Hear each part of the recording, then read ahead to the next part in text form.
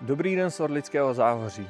V místě, které si dokáže podržet to, co je na horách nejvzácnější. Klid, prostor a přirozenost přírody.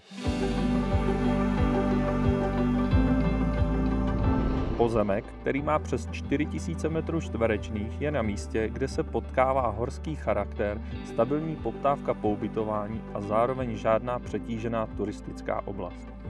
Nachází se v části, kde kolem stojí převážně rekreační chalupy a menší horské domy, ale jeho rozlohou a umístěním budete mít dostatek soukromí, krásný výhled a sjezdovku doslova za rohem.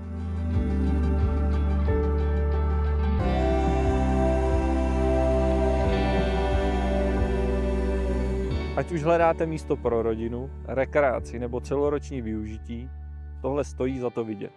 Tady to pochopíte až na místě.